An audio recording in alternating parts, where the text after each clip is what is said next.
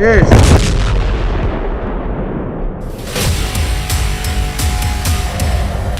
जंग लड़ी जा रही है गाजा पट्टी में, लेकिन तूफान खड़ा हो गया है लंदन में।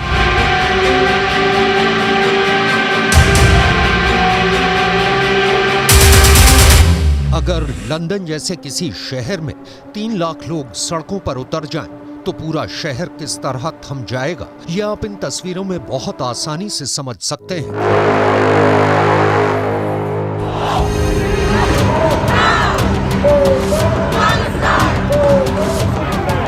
लंदन में इन दिनों माहौल कुछ ऐसा ही है।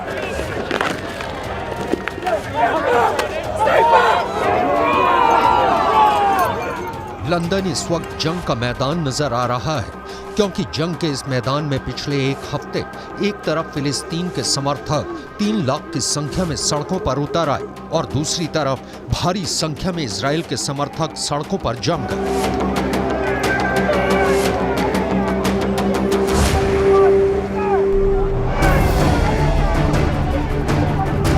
ब्रिटेन के कई अखबारों में रिपोर्ट्स हैं कि इजराइल और हमास के समर्थक भिड़ गए, हाथापाई की नौबत आ गई।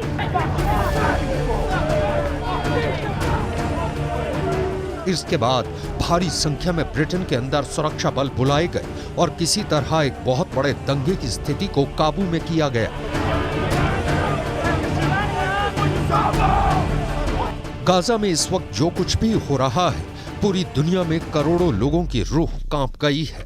दुश्मन को किस तरह और कितनी बुरी तरह से कुचला जा सकता है, इसका बेहतर खतरनाक उदाहरण इजराइल ने पेश किया है।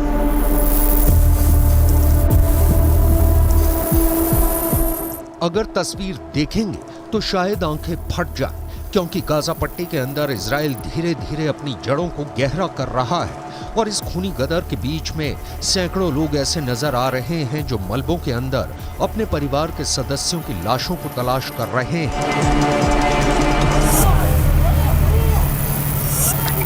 بتحس انه ناقص اشي من حياتك، انت عارف الوالد اساس الحياة، وهي حاليا قاعد ببحث عنه عشان انا ارتاح نفسيا، عشان انا اروح ادفنه بايدي، لانه لو ضل موجود هيك انا برتاحش، حتى كل ليله بصير احلم فيه، بصير معي كابوس। हमास और इजराइल की जंग लगभग 1 महीने से चल रही है और 1 महीने की जंग में रिपोर्ट ये आ रही है कि अब तक 3000 से ज्यादा लोग इमारतों के मलबे के अंदर दफन हैं। ये संख्या और ज्यादा भी हो सकती है।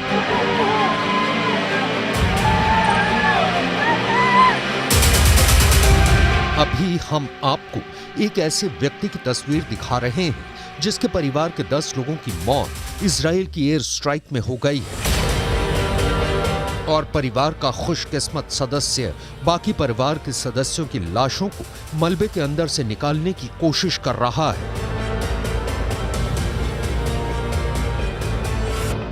استهداف انه كان هناك احياء تحت الانقاض، تكون الاولويات للاحياء على الاموات، على الشهداء، اسف للشهداء، ولكن بعد الانتهاء من عمل استخراج الاحياء والمصابين من اماكن مستهدفه يتم العمل على منظومه استخراج الشهداء الاقدم। जंग को 1 महीने से ज्यादा हो गया। अगर कोई 1 महीने से मलबे में दबा हो तो उसका जिंदा रह पाना तो लगभग नामुमकिन है, लेकिन किसी तरह उसका अंतिम संस्कार किया जा सके, इसकी जद्दोजहद के लिए भी गाजा पट्टी में गली गली में सैकड़ों जंगें लड़ी जा रही हैं। डंडे या लोहे की छड़ों से मलबे को हटाने की कोशिश की जा रही है, क्योंकि गाजा पट्टी के अंदर इन मलबों को हटाने के लिए ना तो कोई बुलडोजर है और ना ही कोई क्रेन।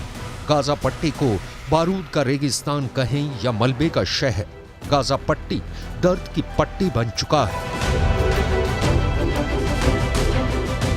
بيت خالتي تم استهدافه من قبل الطيران الحربي دون أي سابق إنذار ودون أي مبرر، وحتى اللحظة لم يتم انتشال سوى 10 شهداء، وبقي عدد كبير من أفراد المنزل تحت الأنقاض وتحت بالتحديد في الطابق الأول والطابق الأرضي.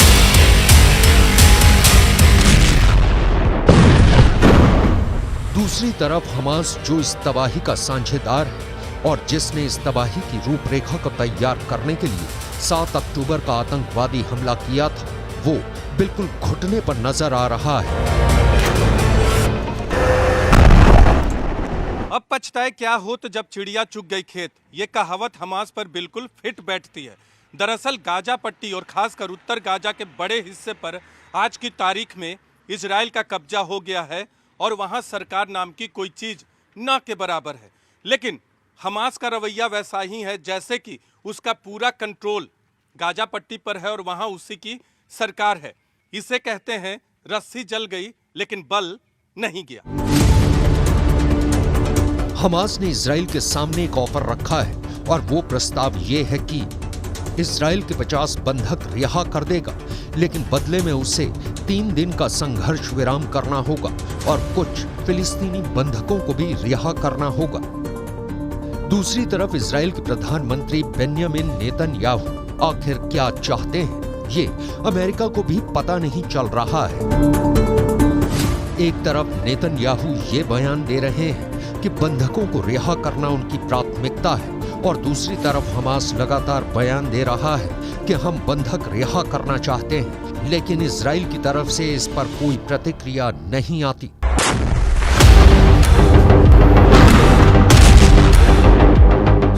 यहां बिल्कुल साफ नजर आता है कि इस जंग के पहले दिन से ही नेतन्याहू का ध्यान सिर्फ दुनिया को दिखाने के लिए बंधकों की रिलीज की तरफ था, लेकिन असल में गाजा पट्टी के अंदर जो हो रहा है उसको देखकर साफ नजर आ रहा है कि नेतन्याहू गाजा पट्टी को इजराइल के कब्जे में लेकर इतिहास में अपना नाम दर्ज करना चाहते हैं। और उन्होंने एक अंतर्राष्ट्रीय समाचार संस्था को दिए एक इंटरव्यू में ये कहा भी है कि गाजा पट्टी की सुरक्षा के लिए वो अनिश्चित काल तक गाजा पट्टी पर कब्जा रखेंगे।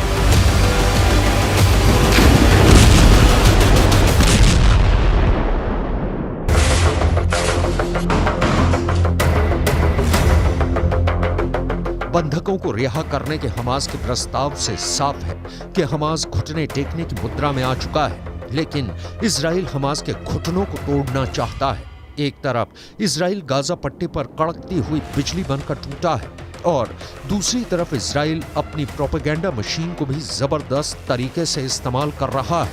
कल पूरी दुनिया में एक तस्वीर वायरल हो रही थी जिसमें कि ये दिखाया जा रहा था कि अल शिफा अस्पताल के अंदर इजराइल ने चिकित्सा सामग्री पहुंचाई है। और आज एक और तस्वीर पूरी दुनिया में दिखाई जा रही है कि एक फ्यूल टैंक यानी ईंधन गाजा पट्टी के अंदर रफा क्रॉसिंग के माध्यम से पहुंच रहा है। पूरे 1 महीने और 5 दिन के बाद गाजा पट्टी के अंदर फ्यूल आया है, ईंधन आया है।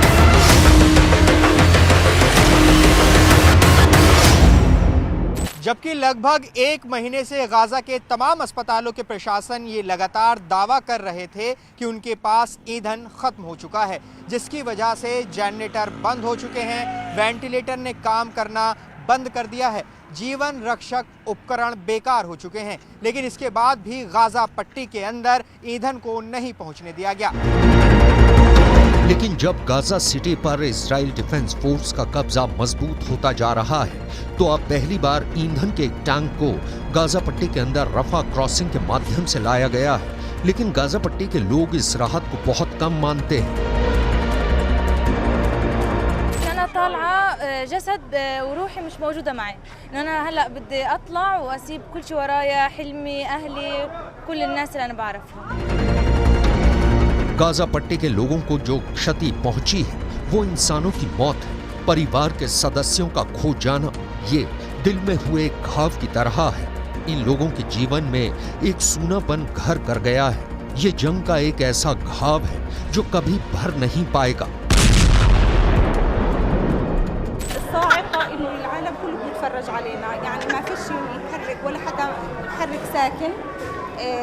كل الشعب يعني بتحس كل الشعب متواطئ ضد الشعب الفلسطيني. احنا بنناشد الدول العربية والدول الأوروبية إنهم يحاولوا يوقفوا هذا الحرب.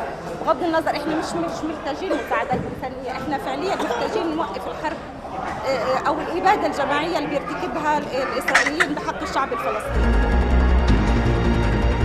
कुल मिलाकर इस जंग में हमास ने गाजा पट्टी के लोगों को बहुत बड़ा धोखा दिया है, या यूं कहें कि शायद हमास को ईरान जैसे कई कट्टरपंथी सरकारों वाले मुल्कों ने एक बड़ा धोखा दिया, क्योंकि हमास को जंग के लिए उकसा तो दिया, लेकिन जब गाजा पट्टी पर ताबड़तोड़ हमले शुरू हुए तो बड़ी बड़ी डींगे हाँकने वाले इस्लामी मुल्कों के रहनुमा गायब हो गए। जुबानी जमा खर्च के अलावा इजराइल पर दबाव डालने में कोई कामयाब नहीं हुआ।